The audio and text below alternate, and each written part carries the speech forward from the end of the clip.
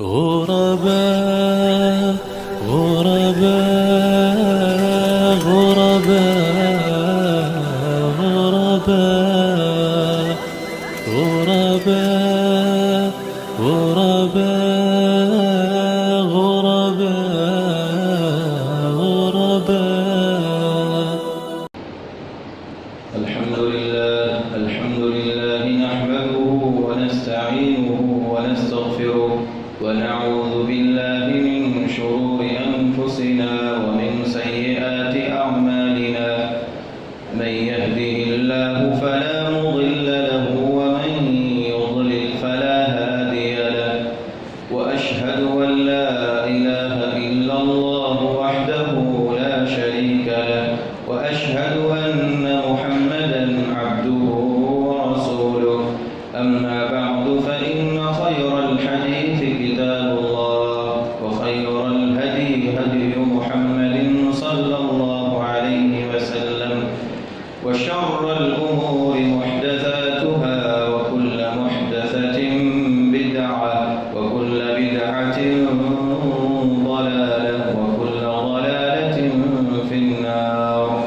أعوذ بالله السميع العليم من الشيطان الرجيم. بسم الله الرحمن الرحيم. قل يا عبادي الذين أسرفوا على أنفسهم لا تقنطوا من رحمة الله إن الله يغفر الذنوب جميعا إنه هو الغفور الرحيم. وأنيبوا إلى ربكم وأسلموا له من قبل أن يأتيكم العذاب ثم لا تنصرون. وقال النبي صلى الله عليه وسلم كل بني آدم خطاؤون وخير الخطائين التوابون. رب اشرح لي صدري ويسر لي أمري واحلل عقدة من لساني يفقه قولي. اللهم رب زدني علما. سبحانك لا علم لنا إلا ما علمتنا إنك أنت العليم الحكيم. ہر قسم کی تعریف، توصیف، کبریائی، بڑائی، بزرگی اللہ عز و جل کے لیے لائق و زیبا ہے، جو ساری کائنات کا پالنہار ہے، جس اللہ سبحانہ و تعالی کی طرف پلٹنا، لوٹنا، رجوع کرنا ایک مسلمان کے لیے اپنی اصلاح کرنے کا بہترین موقع ہے. اور بے شمار درود و سلام ہو تمام انبیاء علیہم السلام پر بالعموم، اور بالخصوص ہمارے اور آپ کے آخری نبی پیغمبر رحمت للعالمین جناب محمد رسول اللہ صلی اللہ علیہ وسلم کی ذات مبارکہ پر، جنہوں نے خود اپنے بارے میں کہا کہ میں دن بھر میں 70 سے زیادہ مرتبہ اللہ تبارک و تعالیٰ کی طرف رجوع کرتا ہوں، اور جن کے اعمال کا، جن کی نیکیوں کا، جن کی عبادتوں کا عالم یہ تھا کہ اماں عائشہ رضی اللہ عنہا کو کہنا پڑا، صحیح بخاری شریف کی روایت ہے کہ اللہ کے نبی آپ اتنا لمبا قیام کرتے ہیں، اتنا لمبا تہجد پڑھتے ہیں کہ آپ کے پیروں پر ورم آ جاتے ہیں. کیا وجہ ہے؟ جبکہ آپ کو اللہ تبارک و تعالیٰ نے یہ اعزاز دیا ہے، یہ اللہ رب العزت کا انعام ہے آپ کے اوپر کہ اللہ تبارک و تعالیٰ نے آپ کے اگلے اور پچھلے، چھوٹے اور بڑے سارے کے سارے گناہوں کو معاف کر دیا. آپ کو دنیا والوں کے لیے ایک اسوہ اور بہترین نمونہ بنایا، اور آپ معصوم عن الخطا ہے. اس کے باوجود آپ کا عالم یہ ہے کہ آپ کے پیروں میں ورم آ رہے ہیں. کیا وجہ ہے؟ اللہ کے نبی علیہ السلام نے کہا اے عائشہ افلا اکون عبدا شکورا، کیا میں اللہ تبارک و تعالیٰ کا شکر گزار بندہ نہ بنوں؟ کیا میں اللہ رب العزت کی شکر گزاری اس بات پر نہ کروں کہ اللہ نے مجھے تندرست بنایا ہے، صحت مند بنایا ہے، اتنی ساری نعمتیں دی ہے، میرے سر پر نبوت کا آخری تاج رکھا ہے، اللہ تبارک و تعالیٰ نے مجھے آخری نبی بنایا ہے، تو اس کا یہ تقاضا ہے، یہ ذمہ داری بنتی ہے کہ میں اللہ تبارک و تعالیٰ کا سب سے زیادہ شکر گزار بندہ بنوں۔ میرے بھائیو، یہ اللہ کے نبی صلی اللہ علیہ وسلم کا طرز عمل تھا اور آپ کا رجوع کا طریقہ تھا۔ محترم دوستو، بزرگوں اور نوجوان ساتھیوں، پردہ نشین خواتین اسلام، یہ مبارک مہینہ ہمارے اور آپ کے لیے یقیناً اللہ تبارک و تعالیٰ کی طرف سے ایک بہت بڑی نعمت ہے، ایک بہت بڑا تحفہ ہے۔ اگر ہم اسے اپنے لیے نعمت اور تحفہ سمجھتے ہیں تو یقیناً اس کے اندر ہم غنیمت سمجھ کر کے، موقع کو، وقت کو، ایام کو غنیمت سمجھ کر کے خوب عبادت کریں گے۔ اور اگر ہم اسے یہ سمجھتے ہیں کہ پچھلے سالوں کی طرح یہ ایک بار دو بارہ ہمارے اوپر آیا ہے، یہ مہینہ آتا ہے ہمیں جکڑ دیتا ہے، ہمیں اپنی آزادی سے کام کرنے نہیں دیتا، ہمیں ہماری بہت ساری آزادی کو چھین لیتا ہے، تو یہ ہماری غلط فہمی ہے، یہ خام خیالی ہے، جسے کہا جا سکتا ہے کہ ہم نے اپنی خواہشات کو اللہ اور اس کے رسول پر ترجیح دی ہے۔ میرے بھائیوں، یہ مبارک مہینہ آتا ہے ہمارے سلف کا، ہمارے صحابہ کا، ہمارے نبی کا یہ طرز عمل تھا۔ اللہ کے نبی صلی اللہ علیہ وسلم لوگوں کو مبارکبادی دیتے تھے، کہتے تھے اتاکم رمضان، اتاکم رمضان، کہ میرے صحابہ تمہارے پاس رمضان کا مہینہ آ چکا ہے، یہ مبارک مہینہ ہے، شہر مبارک، یہ مہینہ ہے، ایسا مہینہ ہے جس کے اندر اللہ کی رحمتیں، اللہ کی برکتیں نازل ہوتی ہیں، یہ مبارک مہینہ ہے۔ علیکم فرض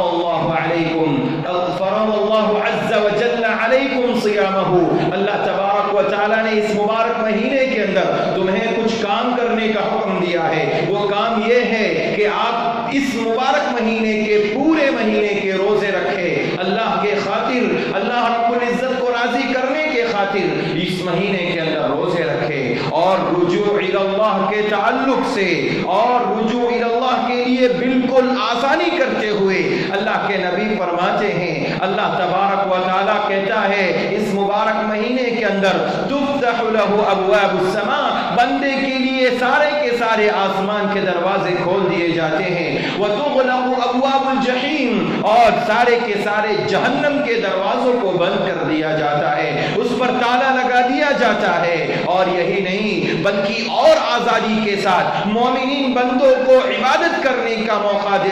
دیتا ہے اللہ تبارک و تعالی، اور وتغلو فیہ مردۃ الشیاطین، اور اس مبارک مہینے کے اندر اللہ تبارک و تعالی مومنین بندوں پر ایک احسان یہ بھی کرتا ہے کہ اللہ تعالی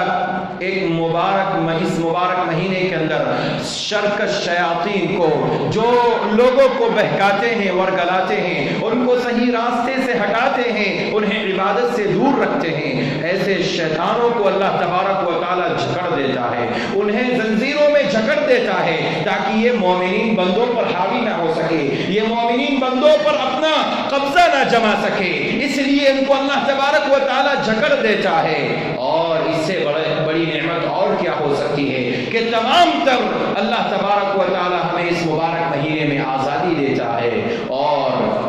اگر اس مبارک مہینے کی اہمیت کا اگر اندازہ ہم لگانا چاہیں اور اس مبارک کی فضیلت کا اندازہ اگر ہم لگانا چاہیں تو اس حدیث سے لگائیے جو صحیح الجامع کے اندر یہ روایت موجود ہے۔ طلحہ بن عبید اللہ حدیث کے راوی ہیں، کہتے ہیں کہ میں نے رات میں خواب دیکھا، ان کے زمانے میں دو لوگ اسلام لائے، ایک ساتھ اسلام قبول کرتے ہیں، اللہ کے نبی صلی اللہ علیہ وسلم کے ہاتھ پر اسلام قبول کرتے ہیں، اور دونوں میں سے ایک شخص وہ تھا کہ جو برابر اللہ کی راہ میں عبادت کرتا اور عبادت کرتے ہوئے اللہ کی راہ میں شہید ہو گیا، وہ جنگ کے اندر میدان میں جنگ کرتا ہوا شہید ہو گیا، وہ اللہ کو پیارا ہو گیا، مر جاتا ہے، لیکن اس کا دوسرا ساتھی جس نے اسلام قبول کیا تھا وہ ایک سال بعد اس کے ایک سال بعد انتقال کرتا ہے۔ طلحہ بن عبید اللہ خواب کے اندر دیکھتے ہیں کہ وہ بندہ جس نے ایک سال بعد انتقال کیا ہے وہ پہلے جنت کے اندر داخل ہو رہا ہے، وہ زیادہ درجے والا ہے،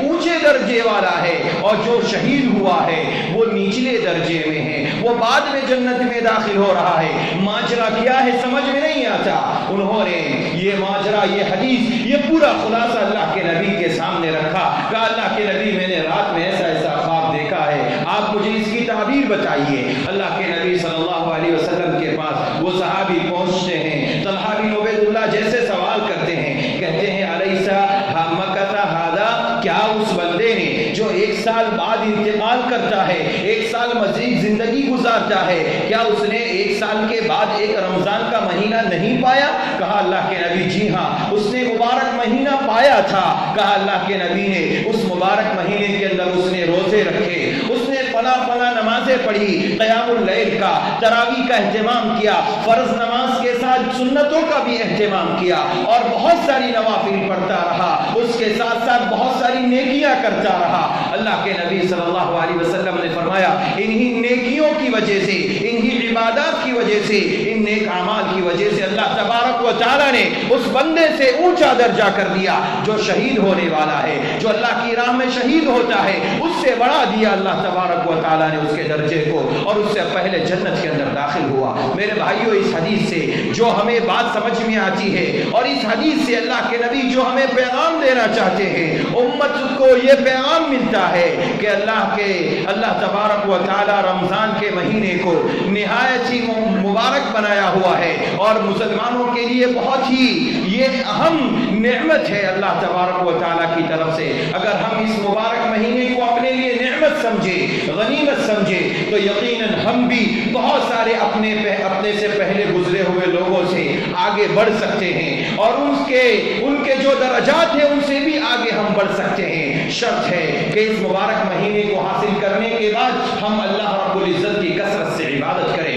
اس کے اندر اللہ تبارک و تعالیٰ کی طرف رجوع کریں، اللہ کا جو وعدہ ہے دینے کا، عطا کرنے کا، بخشش کا، اللہ تبارک و تعالیٰ ہمیں عطا فرمائے گا۔ میرے بھائیوں، اللہ تبارک و تعالیٰ اپنے ان بندوں کو جو بندے اپنے اوپر ظلم کر چکے ہیں، جو لوگ اپنے اوپر اسراف کر چکے ہیں، گناہوں کے انبار لگا چکے ہیں، ایسے لوگوں کو اللہ اس مبارک مہینے کے اندر ایک بار پھر موقع دیتا ہے کہ وہ اللہ کی طرف پلٹ آئیں، اللہ کی طرف رجوع کر لیں، اپنے آپ کو درست کر لیں، اپنے عقیدے کو درست کر لیں، اپنے اعمال کو درست کر لیں، اپنی اصلاح کر لیں۔ یہ مبارک مہینہ اس لیے آتا ہے، ٹریننگ کے لیے آتا ہے، اس لیے آتا ہے کہ ہم اگر تقوی والے نہیں ہیں، تقوی شعار بندے نہیں ہیں، تو اپنے اندر تقوی پیدا کرے۔ اللہ نے روزے کا ایک بنیادی مقصد یہ رکھا ہے کہ انسان متقی بن جائے، پرہیزگار بن جائے، اس لیے کہ انسان عام دنوں میں جن چیزوں سے نہیں بچتا ہے، مثلا انسان جھوٹ بول دیتا ہے، انسان کبھی کبھی دھوکہ دے دیتا ہے، انسان کبھی لا یعنی چیزوں کے اندر پڑ جاتا ہے، انسان کبھی کبھی دوسروں کے خلاف اپنی زبانیں دراز کر دیتا ہے، کبھی کبھی انسان لا علمی کی صورت میں بہت سارے ایسے کام کر جاتا ہے جو شریعت اسلامیہ کے اندر قبیح سمجھے جاتے ہیں، جو منکرات ہیں، جو ناجائز اعمال ہیں، وہ کر جاتا ہے لا علمی میں۔ لیکن جیسے ہی رمضان کا مہینہ آتا ہے، روزے کی حالت میں ہوتا ہے، تو اللہ تبارک و تعالیٰ کا ڈر اس کے اندر ہوتا ہے، اور وہ یہ سمجھتا ہے کہ میرا روزہ رکھنا اس بات کی دلیل ہے کہ میں نہ کبھی جھوٹ بولوں، میں نہ کبھی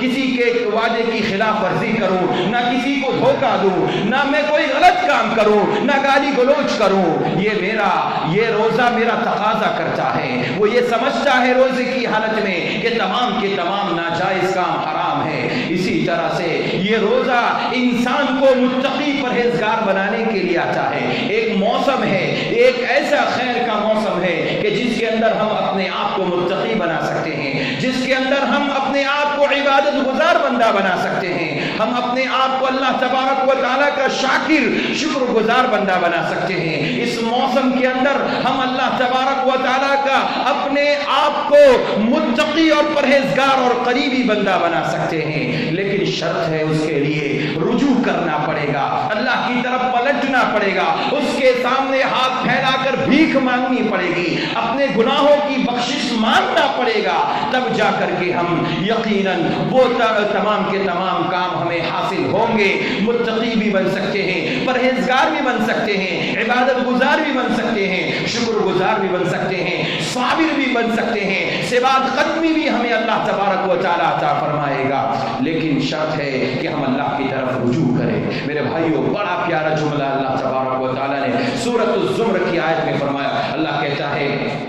قُلْ يَا عِبَادِيَ الَّذِينَ أَسْرَفُوا عَلَىٰ أَنفُسِهِمْ لَا تَقْنَطُوا مِن رَّحْمَةِ اللَّهِ إِنَّ اللَّهَ يَغْفِرُ الذُّنُوبَ جَمِيعًا إِنَّهُ هُوَ الْغَفُورُ الرَّحِيمُ۔ اللہ کہتا ہے اے نبی محمد صلی اللہ علیہ وسلم، آپ میرے بندوں سے کہہ دیجئے قُلْ يَا عِبَادِيَ الَّذِينَ أَسْرَفُوا، ایسے بندوں سے کہیے جنہوں نے اپنے نفس پر ظلم کیا ہے، یا عبادی الذین اسرفوا، جنہوں نے اپنے نفس پر ظلم کیا ہے، گناہوں کے انبار لگائے ہیں۔ اللہ تبارک و تعالی اس آیت کریمہ میں یا عبادی کا لفظ لا کر کے بیان کر کے اپنی رحمت کو واضح کرتا ہے، اپنی رحمت کو کشادہ کرتا ہے کہ اللہ کی رحمت بہت وسیع ہے۔ اس کی رحمت کا عالم یہ ہے کہ گنہگار بندوں کو بھی اپنا بندہ سمجھتا ہے، اپنے اوپر ظلم کرنے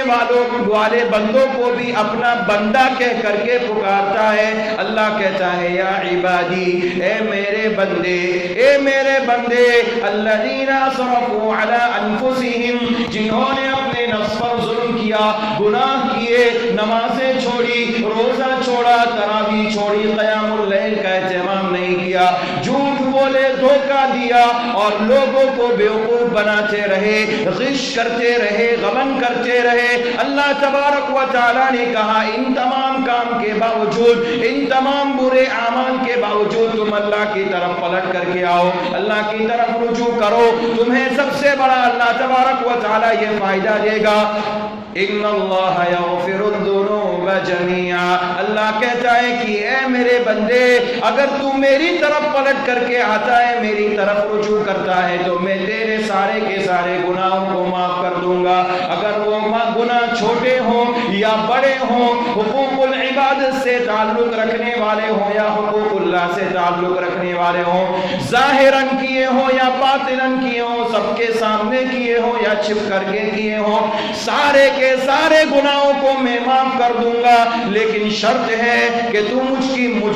میری طرف پلٹ کر کے آ جا، میری طرف رجوع کر لے۔ اللہ اعلان کرتا ہے اپنے بندوں کے لیے قُلْ يَا عِبَادِيَ الَّذِينَ أَسْرَفُوا عَلَىٰ أَنفُسِهِمْ لَا تَقْنَطُوا مِن رَّحْمَةِ اللَّهِ، تم اللہ کی رحمت سے مایوس نہ ہو جاؤ۔ اگر تم نے دنیا میں گناہ کیے ہیں، غلطیاں کی ہیں، خطائیں کی ہیں، بہت سارے گناہ کیے، اللہ کو ناراض کرنے والے اعمال بھی کیے، بندوں کے حقوق بھی مارے، لیکن اس کے باوجود اللہ تبارک و تعالیٰ یہ اعلان کرتا ہے کہ تم اللہ کی طرف پلٹ کر کے آ جاؤ۔ ان اللہ یغفر الذنوب جميعا، اللہ تبارک و تعالیٰ تمہارے سارے کے سارے گناہوں کو معاف کر دے گا، تمہارے ایک بھی گناہ کو باقی نہیں رکھے گا۔ انہ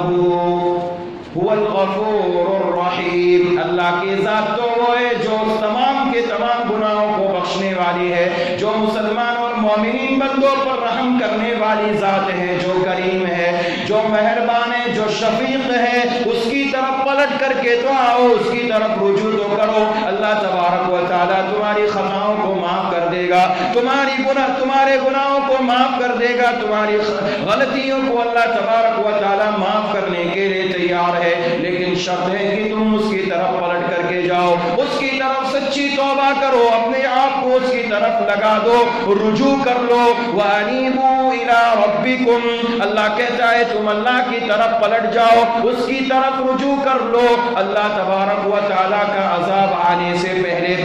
اگر تم نے اپنے نفس پر ظلم کیا ہے، بہت سارا ظلم کیا ہے، بہت سارے گناہ کیے چاہیے، لیکن اس کے باوجود اگر تم اپنے دل کے اندر یہ مانتے ہو کہ اللہ غفور ہے، اللہ رحیم ہے، اللہ بخشنے والا ہے، اللہ مہربان ہے، تو تم اس کی طرف پلٹ کر کے جاؤ اور سچی توبہ کر لو، خالص توبہ کر لو، اور وہ توبہ کرو جس کا اللہ نے اعلان کیا، یا ایھا الذین آمنوا توبوا الی اللہ توبۃ نصوحا، اے ایمان والو تم اللہ تبارک و تعالی سے خالص توبہ کرو۔ خالص توبہ کا مطلب یہ ہے کہ انسان اللہ تبارک و تعالی سے جب توبہ کرے، رجوع کرے، اپنے گناہوں کی معافی مانگے، اس وقت تین چیزیں اس کے سامنے ہونی چاہیے، تین بنیادی چیزیں اس کے سامنے ہونی چاہیے۔ پہلی چیز یہ کہ وہ جو گناہ سے توبہ کر رہا ہے، جن غلطیوں سے توبہ کر رہا ہے، اسے بالکل چھوڑنے کا پختہ ارادہ کر لے۔ نمبر دو، دوسری بات یہ ہے اخلاص کے ساتھ، للہیت کے ساتھ وہ دعا مانگے، اللہ کی طرف رجوع کرے، پلٹے اور نہ کرنے کا پختہ عزم کرے۔ اور تیسری چیز یہ ہے کہ انسان اپنے گناہوں پر نادم ہو، شرمندہ ہو، اسے شرمندگی لائق ہونی چاہیے کہ میں نے اتنے سارے گناہ کیے، اپنے رب کو میں نے کتنا ناراض کیا، اپنے رب کی کتنی رحمتوں سے میں نے اپنے آپ کو دور کیا، کتنی برکتوں سے میں نے اپنے آپ کو دور کر رکھا۔ یقیناً اسے نادم اور پشیمان ہونا چاہیے۔ اور چوتھی چیز یہ ہے کہ اگر اس گناہ کا تعلق کسی بندے سے ہے، حقوق العباد سے ہے، بندے کے حقوق سے ہے، تو وہ اس بندے کو اپنا حق دے دے۔ مثلا اگر کسی کا مال لوٹا ہے تو مال اسے حوالے کر دے، کسی کو برا بھلا کہا ہے تو اسے معافی مانگ لے، کسی کی غیبت کی ہے تو اس سے جا کر کے معافی تلافی کر لے اور کہے کہ میں نے نعوذ باللہ اب مجھ سے غلطی ہوئی اور میں نے آپ کے بارے میں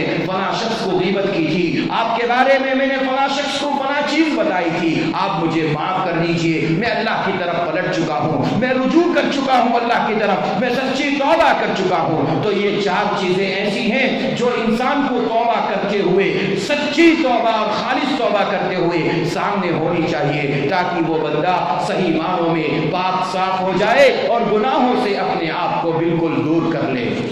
محترم بھائیو، یہ آیت کریمہ جو میں نے آپ کے سامنے سورۃ الزمر کی پیش کی، اس آیت کریمہ کا ایک خاص نزول ہے، خاص شان نزول ہے۔ وہ شان نزول اس طرح سے ہے کہ اللہ کے نبی صلی اللہ علیہ وسلم کے زمانے میں کچھ کفار، کچھ مشرکین ایسے تھے کہ جو نبی کی بات مانتے تھے، نبی کی توحید کو مانتے تھے، نبی کے ایمان کی گواہی دیتے تھے، نبی کی رسالت کی گواہی دیتے تھے، اللہ کی وحدانیت کا اقرار کرتے تھے، لیکن زبان سے اقرار کرنے سے پہلے وہ گھبراتے تھے کہ ہم نے تو بہت سارے قتل کیے ہیں، بہت سارے گناہ کیے ہیں، بہت سارے زنا کیے ہیں، بہت ساری بدکاریاں کی ہیں، بہت زیادہ شراب نوشی کی ہے، بہت سارے گناہ کیے ہیں، لیکن ہم کیسے اللہ کی طرف پلٹے، اللہ کی طرف کیسے رجوع کریں؟ ان کو مایوسی ہوئی، نا امیدی ہوئی اللہ کی ذات سے۔ تو اللہ کے نبی صلی اللہ علیہ وسلم کو یہ آیت کریمہ نازل فرما کر کے یہ اعلان کرنے کا حکم دیا اللہ نے کہ آپ میرے بندوں کے درمیان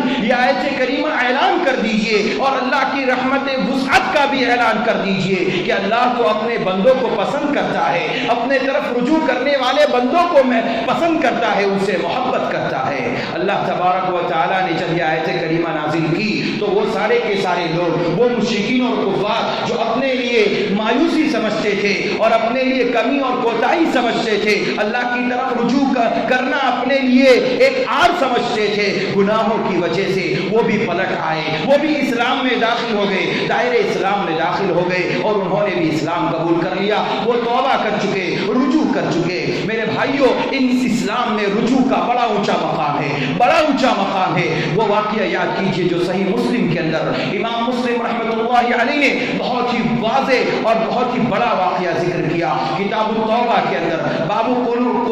قبول التوبتی القاتل، ایک قاتل جو قتل کرنے والا ہے اس کی توبہ کی قبولیت کا واقعہ ذکر فرمایا۔ جو پہلے زمانے میں ایک شخص تھا جس نے 99 لوگوں کو قتل کیا تھا، اللہ کے نبی صلی اللہ علیہ وسلم نے فرمایا کہ ایک شخص ایسا تھا جس نے اپنے علاقے میں رہتے ہوئے، اپنے سماج میں رہتے ہوئے 99 لوگوں کو قتل کر دیا، 99 جانیں اس نے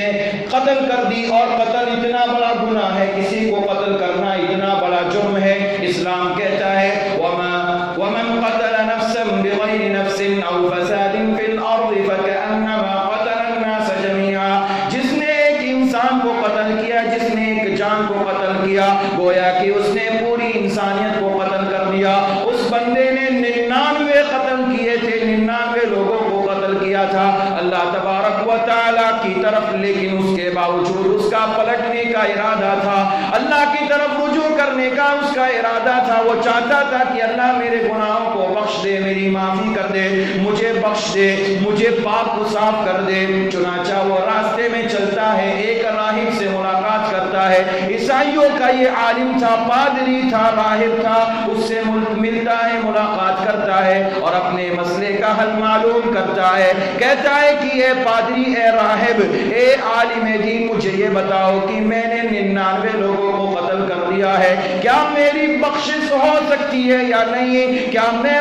بخشا جا سکتا ہوں یا نہیں؟ اللہ تبارک و تعالیٰ میری بخشش کر سکتا ہے یا نہیں کر سکتا؟ اس راہب نے بغیر سوچے سمجھے، دلیل کا سہارا لیے بغیر، کتاب و سنت کے حوالے کے بغیر اس نے اعلان کر دیا کہ تم نہیں بخشے جا سکتے، تمہارے گناہوں کو اللہ تبارک و تعالیٰ کبھی معاف نہیں کر سکتا، کیونکہ تم نے تو 99 لوگوں کو قتل کیا ہے، لہذا اب تمہاری بخشش ممکن نہیں۔ چنانچہ اس آدمی کو غصہ آیا اور اٹھائی اپنی تلوار اور مار دی، اس کی بھی گردن قلم کر دیا، اور اس نے تو پورے کے پورے 100 لوگوں کو مکمل کر دیا، 100 لوگوں کا قاتل بن گیا۔ لیکن اس کے باوجود اس کے دل میں ایک تڑپ تھی، ایک رجحان تھا اللہ کی طرف پلٹنے کا، اللہ کی طرف رجوع کرنے کا ایک جذبہ تھا اس کے دل کے اندر، اور یہ امید لگا کر کے بیٹھا تھا کہ اللہ مجھے معاف کرنے والا ہے، میری بخشش کرنے والا ہے، میری خطاؤں کو معاف کرنے والا ہے، میری غلطیوں کو معاف کرنے والا ہے، مجھے اس کی طرف پلٹنا چاہیے۔ چنانچہ وہ ایک اور صاحب سے ملاقات کرتا ہے، اس سے پوچھتا ہے، اپنے مسئلے کی وضاحت چاہتا ہے، مسئلہ پوچھتا ہے۔ وہ صاحب کہتے ہیں وہ بھی ایک اچھے آدمی تھے، انہوں نے ایسا نہیں کہا کہ تمہارے گناہ نہیں بخشے جائیں گے، بلکہ انہوں نے ایک حوالہ دے دیا کہ سامنے ایک بستی نظر آ رہی ہے، اس بستی کے اندر نیک اور صالح لوگ رہتے ہیں، وہاں چلے جاؤ۔ صحیح مسلم شریف کی یہ روایت ہے اور یہ صحیح مسلم کے الفاظ ہے۔ اللہ کے نبی کہتے ہیں کہ سامنے ایک بستی نظر آ رہی تھی، اس بستی میں جانے کا حکم دیا، اور وہاں نیک اور صالح لوگ موجود تھے، وہاں اللہ والے موجود تھے، اور اس بندے کو حوالہ دیتے ہوئے کہا کہ وہاں چلے جاؤ، تمہارے مسئلے کا حل ہو جائے گا۔ چنانچہ وہ بندہ اپنی اس بستی سے نکلتا ہے، راستے میں اچانک موت کا فرشتہ اس کے پاس آتا ہے اور اس کی روح کو قبض کر لیتا ہے، اسے ختم کر دیتا ہے۔ لیکن ایک بات ضرور، اللہ تبارک و تعالیٰ کی طرف پلٹنے کا اس کو سب سے بڑا فائدہ یہ ملا کہ مرتے وقت بھی اللہ تبارک و تعالیٰ نے اسے اس بات کی توفیق دی کہ وَنَأَ بِصَدْرِهِ، وہ اپنے سینے کے بل آگے تھوڑا سا بڑھ گیا تاکہ وہ دونوں بستیوں کے بیچ میں نہ ہو کر کے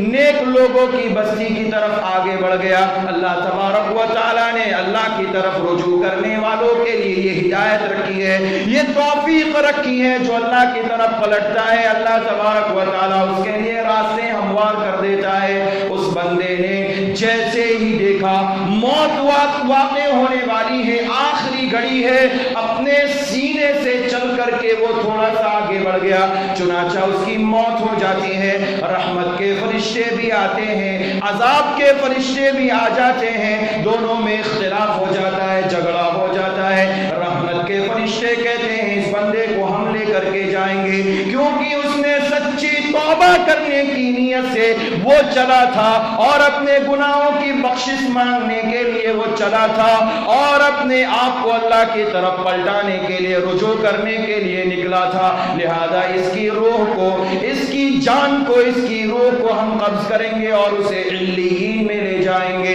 جنت کے اندر داخل کریں گے۔ عذاب کے فرشتوں نے کہا کہ نہیں، یہ تو گنہگار بندہ تھا، 100 لوگوں کو اس نے قتل کر دیا تھا، یہ کبھی بھی جنت کے اندر داخل نہیں ہو سکتا، اسے تم نہیں لے جا سکتے۔ چنانچہ اللہ تعالیٰ نے ایک اور فرشتے کو انسانی شکل دے کر کے بھیجا اور ان دونوں فرشتوں کے بیچ معاملے کو حل کر دیا، اختلاف کو ختم کر دیا۔ میرے بھائیوں، اس حدیث سے بہت سارے مسائل معلوم ہوتے ہیں جو میں ابھی آپ کے سامنے فرشتہ انسانی شکل میں آتا ہے اور کہتا ہے اگر آپ کا اختلاف ہے، دونوں کے درمیان اختلاف ہے، تو ایک کام کر لیجئے، دونوں بستی کے درمیان پیمائش کر لیجئے، دونوں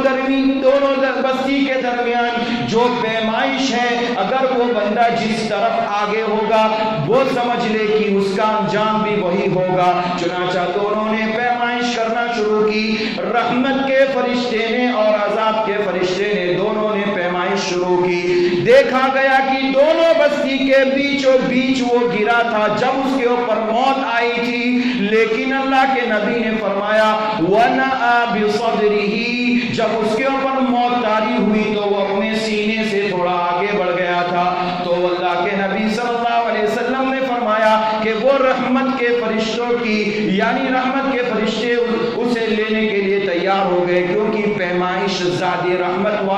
رحمت والے فرشتوں کی نکلی، زیادہ پیمائش ان لوگوں کی نکلی، یعنی نیک لوگوں کی بستی کی طرف چل کر کے جا رہا تھا اور ادھر کا فاصلہ زیادہ ہو جاتا ہے۔ اللہ کے نبی صلی اللہ علیہ وسلم نے فرمایا انسان اگر صرف نیت کرے، پلٹنے کی ارادہ کرے، صرف اللہ کی طرف رجوع کرنے کی، اللہ اس کے راستے کو ہموار کر دیتا ہے، اس کے مسائل کو حل کر دیتا ہے۔ لیکن آج ہم ہیں کہ ہم مسلمانوں نے بہت سارے گناہ کیے، لیکن پلٹنا ہم چاہتے نہیں، یا تو ہم چاہتے ہیں تو ایک وقت کے لیے، صرف رمضان کے مہینے کے لیے۔ میرے بھائیوں نہیں، اگر ہم پلٹنے کا ارادہ کرتے ہیں تو پختہ ارادہ کریں اور اللہ تبارک و تعالیٰ کی طرف پلٹ جائیں، انشاءاللہ اللہ ہمارے سارے کے سارے گناہوں کو معاف کر دے گا، ہماری بخشش کر دے گا۔ اس حدیث سے بہت سارے مسائل معلوم ہوتے ہیں۔ ایک مسئلہ یہ معلوم ہوا کہ انسان اگر جاہل ہے، لا علم، عالم نہیں ہے، پڑھا لکھا نہیں ہے، اس کے پاس علم نہیں ہے، تو علماء سے رجوع کرنا چاہیے، اس لیے کہ اس قاتل نے ایک راہب سے، ایک عالم سے، ایک پادری سے مسئلہ پوچھا۔ ایک مسئلہ یہ معلوم ہوا۔ دوسرا مسئلہ یہ معلوم ہوا کہ اگر انسان کے پاس علم نہ ہو، کوئی بھی بڑا عالم ہو، کتنا بھی بڑا عالم ہو، اگر اس کے پاس علم نہ ہو تو اسے واللہ اعلم بالصواب یا لا ادری کہہ دینا چاہیے، ورنہ اس کا نقصان بہت خطرناک ہو سکتا ہے۔ جیسا کہ اس پادری نے کہا کہ میں فتویٰ دیتا ہوں کہ تیری بخشش نہیں ہوگی، تیری توبہ قبول نہیں ہوگی، تو نے 99 لوگوں کو قتل کیا ہے۔ اس کے پاس اس کا علم نہیں تھا، اگر وہ چاہتے تو کہہ دیتے کہ لا ادری، میں نہیں جانتا ہوں، یا کسی اور کا حوالہ دے دیتے، فلاں اور بڑے عالم ہیں وہاں جا کر کے مل لیجئے۔ ایک مسئلہ یہ بھی معلوم ہوا، اور ایک مسئلہ یہ معلوم ہوا کہ انسان اگر اللہ کی طرف پلٹنے کا صرف ارادہ کرے، نیت کرے، اس کی نیت خالص ہو، تو اللہ اسے توفیق عطا کر دیتا ہے اللہ کی طرف پلٹنے کی، توبہ استغفار کرنے کی، بخشش مانگنے کی، اللہ اسے توفیق دے دیتا ہے۔ یہ اللہ تبارک و تعالیٰ کا بہت بڑا احسان ہے مسلمان بندوں پر۔ میرے بھائیوں، یہ تو وہ شخص تھا جو بڑا گنہگار تھا، لیکن ہم تو دن بھر میں 5 وقت کی نماز بھی پڑھتے ہیں، رمضان کے مہینے میں روزے بھی رکھتے ہیں، قرآن مجید کی تلاوت بھی کرتے ہیں، توبہ و استغفار بھی کرتے ہیں، صدقہ خیرات بھی کرتے ہیں، زکاتیں بھی دیتے ہیں، اور بہت سارے نیک اعمال کرتے ہیں، ذکر و اذکار کرتے ہیں، لیکن اس کے باوجود اللہ کہتا ہے کہ تم میری طرف پلٹ کر کے آ جاؤ، رجوع کر لو۔ اس کا مطلب یہ ہے کہ ہماری چھوٹی بڑی جو بھی غلطیاں ہیں ان تمام کو معاف کروانے کے لیے ہمیں اللہ کی طرف پلٹنا ہوگا۔ یقیناً اگر ہم اللہ کی طرف پلٹتے ہیں، اللہ ہماری ساری خطاؤں کو معاف کر دے گا۔ لیکن یہاں پر ایک مسئلہ میں آپ کے سامنے واضح کر دینا چاہتا ہوں، جو مفسرین نے اس آیت کریمہ کی تفسیر میں لکھا ہے کہ کوئی یہ نہ سمجھے کہ اللہ تو بڑا غفور ہے، بڑا رحیم ہے، بڑا کریم ہے، بڑا مہربان ہے، لوگوں کو بخشنے والا ہے۔ یقیناً ہے، وہ اپنی صفات کے ساتھ یقیناً اعلیٰ ہے، عرفہ ہے، اس میں کوئی شک نہیں۔ لیکن میرے بھائیوں، اگر کوئی اس نیت سے گناہ کرے اور یہ سمجھے کہ میں گناہ کروں اور بعد میں اللہ سے رجوع کر لوں گا، رمضان میں سچی توبہ کر لوں، معافی مانگ لوں، اللہ کی طرف پلٹ جاؤں، رجوع کر لوں، اور پھر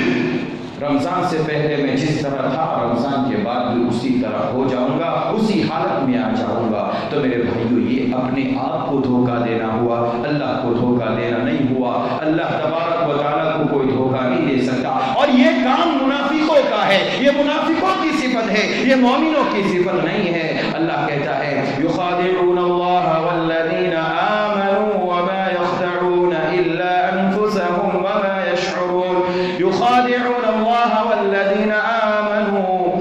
اللہ کہتا ہے یہ منافقین اللہ کو دھوکہ دینے کے لیے چلے، اللہ کو دھوکہ دینا چاہتے ہیں۔ اللہ کہتا ہے کہ یہ لوگ خود اپنے آپ کو دھوکے میں ڈالے ہوئے ہیں، اپنے آپ کو دھوکے میں ملوث کیے ہوئے ہیں، یہ اللہ کو کبھی دھوکہ نہیں دے سکتے۔ منافقوں کا کام ہے دھوکہ دینا، مومنوں کا کام نہیں ہے۔ مومنین تو سچی توبہ کرنے والے ہوتے ہیں، مومنین تو اللہ کی طرف رجوع کرنے والے ہوتے ہیں۔ یقیناً انسان ہونے کے ناطے غلطی اور خطا ہو سکتی ہے، یہ کوئی عیب کی چیز نہیں ہے، یہ معیوب نہیں ہے۔ معیوب یہ ہے، عیب کی چیز یہ ہے انسان خطا کرے، غلطی کرے اور پھر اس کے اوپر مصر رہے، اس پر قائم رہے اور اللہ کی طرف پلٹنا نہ چاہے، یہ عیب کی بات ہے۔ اسی لیے تو اللہ کے نبی صلی اللہ علیہ وسلم نے فرمایا کل بنی آدم خطاؤن وخیر الخطائین التوابون، تمام کے تمام بنی آدم خطا کار ہیں، غلطی کرنے والے ہیں، چھوٹی غلطیاں بھی ہوتی ہے، بڑی غلطی بھی ہوتی۔ اگر نہ کریں یہ غلطی، یہ بنی آدم سے اگر غلطی نہ ہو تو اللہ ایک دوسری قوم لے کر کے آئے گا اور پھر وہ گناہ کریں گے اور پھر گناہ کر کے وہ اللہ سے بخشش مانگیں گے۔ یہ اللہ کا حکم ہے، وعدہ ہے۔ لیکن یہ بنی آدم خود خطا کار ہیں، غلطی کرتی ہے، گناہ کرتے ہیں، لیکن اللہ کہتا ہے، اللہ کے نبی فرماتے ہیں وَخَيْرُ الْخَطَّائِينَ التَّوَّابُونَ، بہترین خطا کا گناہ گار بہترین وہ ہے جو اللہ کی طرف پلٹتا ہو غلطی کرنے کے بعد، گناہ کرنے کے بعد اپنے آپ کو صاف کرنے کے لیے، اپنے عقیدے کو صاف کرنے کے لیے، اپنے اعمال کو صاف کرنے کے لیے، اپنے اخلاق کو اور اپنے کردار کو صاف کرنے کے لیے اللہ کی طرف پلٹتا ہو، وہ سب سے بہتر خطا کار ہے۔ اور ہم یقیناً سب کے سب خطا کار، کوئی ایسا نہیں ہے جس سے غلطی نہ ہوتی ہو، سب خطا کار ہے۔ لیکن میرے بھائیوں، اگر ہم خطا کار ہوں اور خطا کرنے کے بعد اگر اللہ کی طرف پلٹ جائے تو یہ نبی کا حکم ہمارے اوپر صادر ہوگا وَخَيْرُ الْخَطَّائِينَ التَّوَّابُونَ، بہترین خطا کار وہ ہے جو اللہ کی طرف پلٹ کر کے جاتے ہیں۔ ہمیں اللہ کی طرف پلٹنا چاہیے، اللہ کی طرف رجوع کرنا چاہیے۔ یہ بہت بڑا موقع ہے، یہ مبارک مہینہ یقیناً ہمارے لیے اور آپ کے لیے، اس کے شب و روز، رات دن کی پوری گھڑیاں ہمارے لیے اور آپ کے لیے بڑی قیمتی گھڑی ہیں، بڑے قیمتی اوقات ہیں اس مبارک مہینے کے۔ ہمیں اللہ کی طرف پلٹنا چاہیے۔ سنن ترمذی کی ایک روایت جو صحیح روایت ہے، اللہ کے نبی ابواب الدعوات کے اندر امام ترمذی نے اس حدیث کو بیان فرمایا۔ اللہ کے نبی صلی اللہ علیہ وسلم اپنی رحمت کی وسعت کو، اللہ تبارک و تعالیٰ کی رحمت کی وسعت کو بیان کرتے ہوئے اللہ کے نبی کہتے ہیں کہ اللہ تعالیٰ حدیث قدسی کے اندر کہتا ہے اگر یہ میرا بندہ مجھ سے مانگے، مجھ سے رجوع کرے، مجھ سے امید رکھے تو میں اس کی بخشش کر دوں، اس کے گناہوں کو معاف کر دوں، اس کی خطاؤں کو معاف کر دوں، میں اسے پاک و صاف کر دوں۔ اس کے بعد اللہ کہتا ہے یا ابن آدم، اے ابن آدم، اے آدم کی اولاد، لو اتیتنی بقراب الارض خطایا، اگر تو روئے زمین پر خطا لے کر کے، غلطی لے کر کے، گناہ لے کر کے میری طرف آتا ہے، اگر تیری اتنی خطائیں ہیں، اتنے گناہ ہیں کہ پوری کی پوری زمین بھر جا رہی ہے اس گناہ سے، اس کے باوجود تو اگر میری طرف پلٹ کر کے آتا ہے، اللہ کی طرف پلٹتا ہے، اللہ کہتا ہے ثم لقینی، پھر وہ مجھ سے ملتا ہے اس حال میں کہ لا تشرک بی شیئا، میرے ساتھ تو کسی کو شریک نہ کرتا ہو۔ اگر اللہ کے ساتھ شریک نہ کرتے ہوئے ہم اگر گناہ گار ہیں، خطا کار ہیں، اللہ کی طرف پلٹتے ہیں، اللہ کہتا ہے لَأَتَيْتُكَ بِقُرَابِهَا مَغْفِرَةً، میں پوری کی پوری زمین بھر مغفرت لے کر کے تیرے پاس آؤں گا، یعنی میں تیری بخشش کر دوں گا، تیری خطاؤں کو معاف کر دوں گا، تیرے گناہوں کو معاف کر دوں گا، شرط ہے کہ تو میری طرف پلٹ کر کے آ، میرے ساتھ کسی کو شریک نہ کر، شرک نہ کر، شرک کرے گا تو میں تجھے معاف نہیں کروں گا۔ ان اللہ یغفر ان یشرک بہ ویغفر ما دون ذلک لمن یشاء، اللہ کی ذات وہ ہے جو گناہ کرنے والوں کو بخش دیتا ہے، بخش دیتی ہے، مگر جو شرک کرتا ہے اس کو اللہ بخشتا نہیں، اس کی بخشش نہیں ہوتی سوائے اس بات کے کہ وہ اللہ کی طرف پلٹ کر کے آئے اور شرک کرنا چھوڑ دے۔ اللہ تبارک و تعالیٰ نے اس حدیث کے اندر اعلان کیا کہ اے بنی آدم، اے آدم کی اولاد، اگر تو زمین پر گناہ کرتا ہے، زمین بھر جائے اتنے گناہ کر، اور اس کے باوجود اگر تو میری طرف پلٹ کر کے آتا ہے تو میں تیری طرف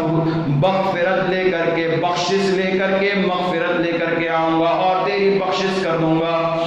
یہ کتنا بڑا انعام ہے مسلمان بندوں کے لیے، اپنے مومنین بندوں کے لیے اللہ تبارک و تعالیٰ کا۔ لیکن ایک مسئلے کو میں یہاں واضح کر دینا چاہتا ہوں، وہ یہ کہ انسان خطا کرے، غلطی کرے، اس کے باوجود اس پر نادم ہو، شرمندہ ہو اور اللہ کی طرف پلٹنے کا پختہ ارادہ کرے اور اس کے بعد نہ کرنے کا بھی پختہ عزم کر لے۔ لیکن کوئی یہ سوچے، یہ خیال بنائے کہ چلیے گناہ کر لیتے ہیں، غلطیاں ہو جاتی، انسان ہے، بعد میں مانگ لیں گے، توبہ کر لیں گے۔ بہت سارے لوگوں کا میں نے خود سنا ہے، ان کی زبان سے، اپنے کانوں سے میں نے سنا ہے، وہ کہتے ہیں کہ ابھی کر لو، 2 نمبر کا کام کر لو، جو بھی ہے 2 نمبر کا بھی ہو چلے گا، جب موت کا وقت قریب ہوگا تو مانگ لینا۔ کس قدر افسوس کی بات ہے۔ اور یہ کون کہتا ہے؟ وہ شخص کہتا ہے جس کے پاس کتاب و سنت کا علم ہے۔ بہت بڑی افسوس کی بات ہے، جو جانتا ہے کہ یہ ایک طرح سے قرآن و سنت کا مذاق ہے، قرآن و سنت کے دلائل سے استہزاء کرنا ہے،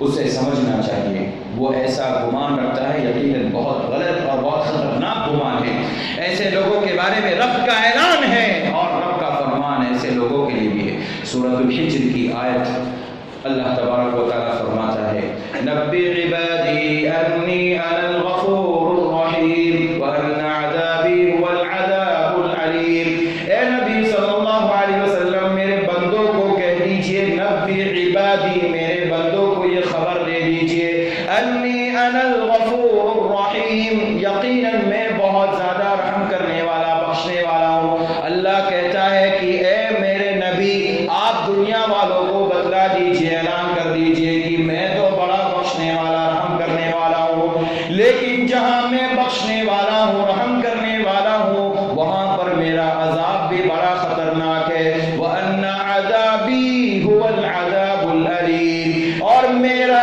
عذاب بھی بڑا خطرناک ہے، دردناک ہے، سزا بھی بہت خطرناک ہے۔ ایسے لوگوں کو ہم جہنم کے اندر ڈالیں گے، دنیا میں بھی ایسے لوگوں کی پکڑ کریں گے، ایسے لوگوں کو سخت سے سخت عذاب دیں گے جو اللہ اور اس کے رسول کی نافرمانی کرتے ہیں، اللہ سے بغاوت کرتے ہیں، اللہ اور اس کے رسول کے احکام کی بغاوت کرتے ہیں۔ کھلم کھلا بغاوت کرنے والوں کو ہم دنیا میں بھی سزا دیں گے اور آخرت میں بھی سزا دیں گے۔ میرے بھائیو، اللہ کی طرف پلٹنا یقیناً ایک بہت بڑا انعام ہے ہمارے لیے اور آپ کے لیے، سارے کے سارے مسلمان بندوں کے لیے۔ یہ مبارک مہینہ، یہ برکتوں والا مہینہ ہے، رحمتوں والا مہینہ ہے۔ اللہ تبارک و تعالیٰ اس مبارک مہینے کے اندر ہمیں اس بات کی اگر توفیق دے کہ ہم اللہ کی طرف پلٹ جائیں، رجوع کر لیں، اللہ سے لو لگا لیں، سچی توبہ کر لیں، تو میرے بھائیوں سے غنیمت سمجھ کر کے ہمیں اللہ کی طرف پلٹ جانا چاہیے، اللہ کی طرف رجوع کر لینا چاہیے، اپنے اعمال کی اصلاح کر لینی چاہیے، ہمارے عقیدے کی جو گڑبڑی ہے، اس کے اندر جو کوتاہیاں ہوئی ہے اسے بھی درست کر لینا چاہیے، ہمارے کردار اور اخلاق میں جو گڑبڑیاں ہیں، جو خطائیں ہیں، جو کمیاں ہیں، اسے بھی ہمیں درست کر لینا چاہیے۔ یہ موقع بار بار نصیب نہیں ہوتا۔ ہم میں سے بہت سارے لوگ ایسے تھے جو پچھلے سال ہمارے ساتھ اسی مسجد میں یا پھر ہمارے معاشرے و سماج میں رہ کر کے ہمارے ساتھ مبارک مہینہ گزارنے میں ہمارا ساتھ دے رہے تھے، لیکن آج وہ اللہ کو پیارے ہو چکے ہیں۔ میرے بھائیوں، اگر ہمیں اللہ نے ایک بار پھر دوبارہ یہ موقع دیا ہے تو اسے غنیمت سمجھ کر کے ہم زیادہ سے زیادہ اللہ کی طرف رجوع کریں، اللہ کی طرف پلٹیں۔ یقیناً ہمیں اللہ تبارک و تعالیٰ بخشنے والا اور رحم کرنے والا ہے۔ میرے بھائیوں، یہ مبارک مہینہ اس لیے اس کی برکت اور اس کی اہمیت زیادہ اس لیے بھی ہے کیونکہ اللہ تبارک و تعالیٰ نے اس مبارک مہینے کے اندر اپنی آخری کتاب اور مقدس کلام قرآن مجید کو اللہ تبارک و تعالیٰ نے نازل فرمایا۔ اللہ کہتا ہے قرآن مجید میں، شہر رمضان الذی انزل فیہ القرآن ھدی للناس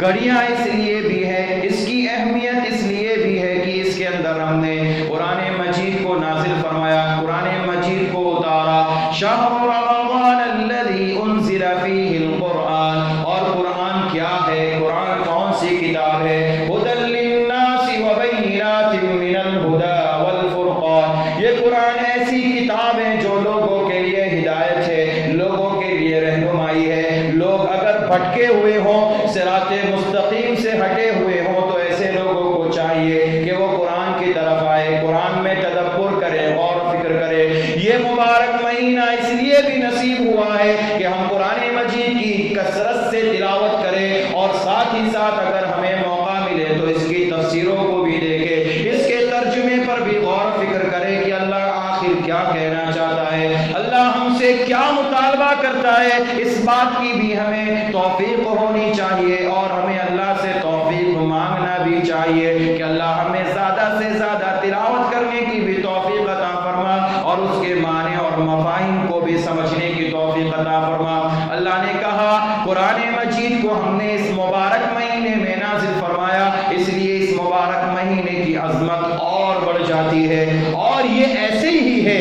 قرآن مجید اور رمضان کے مہینے کا تعلق ایسے ہی ہے جیسے کہ انسان اور انسان کے اندر اس کی روح ہے۔ جتنی روح کی قیمت ہے انسان کے جسم کے لیے، اتنی ہی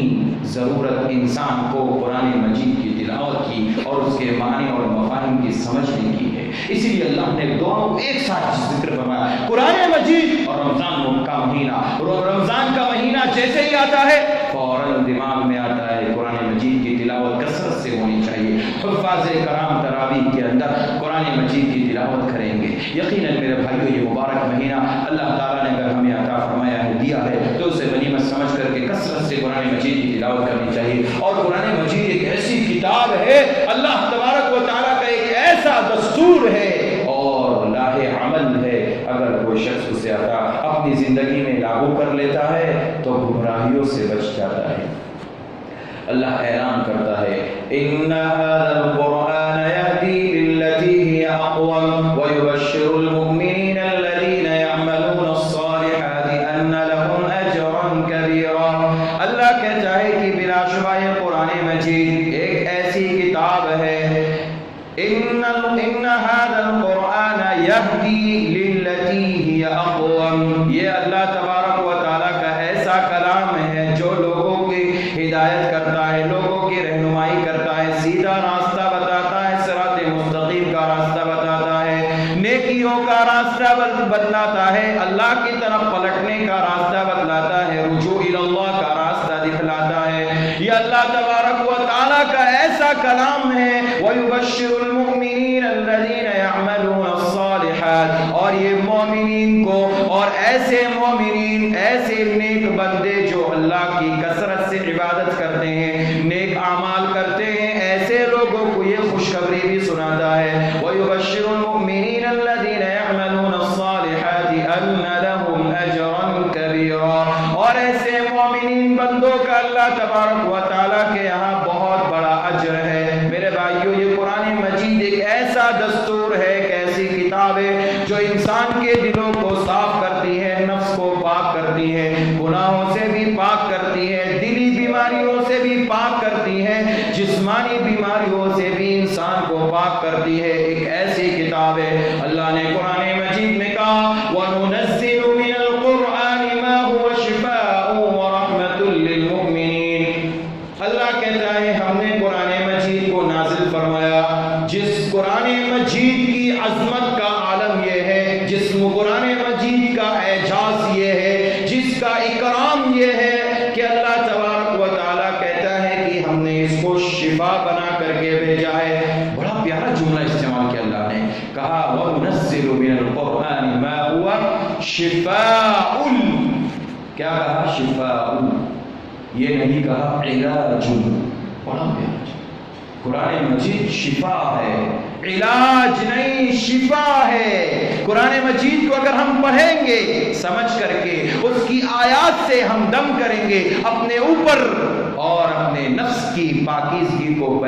پاک کرنے کے لیے، اپنے نفس کو طاہر بنانے کے لیے قرآن مجید کو مسلسل پڑھیں گے، یقیناً میرے بھائیوں یہ شفا کا کام کرے گا اور یہ ہمیں شفا دے گا۔ یہ علاج نہیں کہا اللہ نے، یہ شفا ہے، اس کے اندر شفا رکھی ہے اللہ نے۔ قرآن مجید کو پڑھیے، یہ دل کی بیماریوں کی شفا ہے۔ اگر کسی کو ہارٹ اٹیک آیا ہو، دل کی بیماری ہو، دل کا مریض ہو، میرا مشورہ ہے ایسے لوگوں کو کہ وہ قرآن مجید کو کثرت سے پڑھے، کثرت سے پڑھے قرآن مجید کو۔ قرآن مجید دل کی بھی شفا ہے اور دماغ کی بھی شفا ہے، سینوں کی بھی شفا ہے، جسم کے اوپر ساری کی ساری بیماری اگر ہو اس کی بھی شفا ہے۔ جھاگو ٹونا کوئی بھی بیماری ہو اللہ تعالیٰ اس کے ذریعے سے شفا دیتا ہے،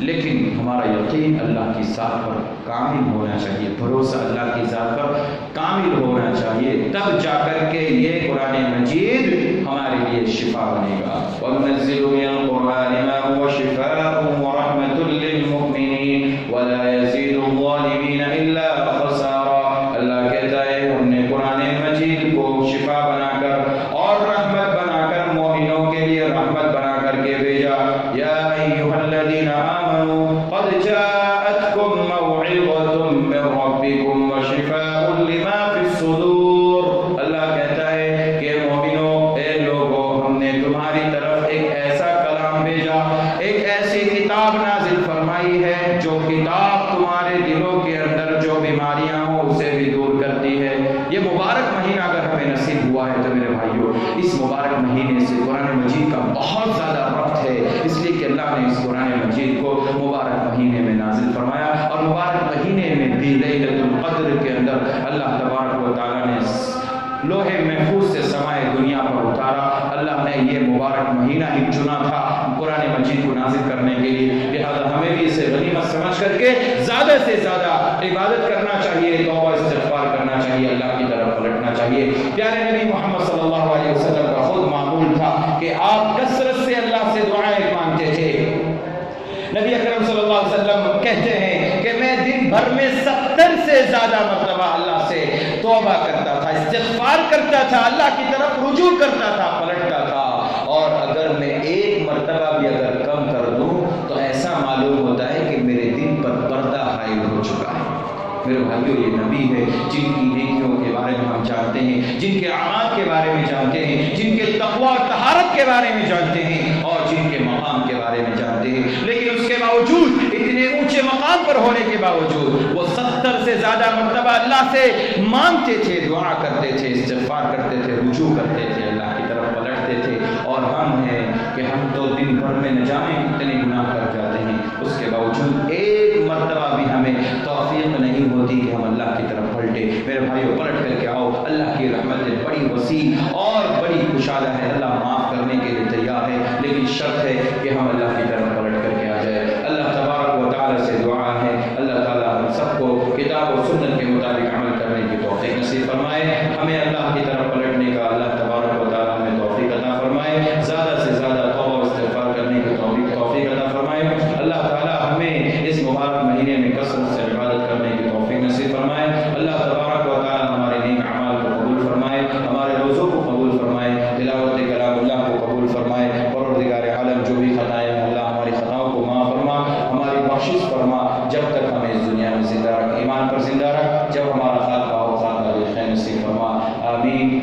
وآخر دعوانا الحمد للہ رب العالمین۔ السلام علیکم ورحمۃ اللہ وبرکاتہ۔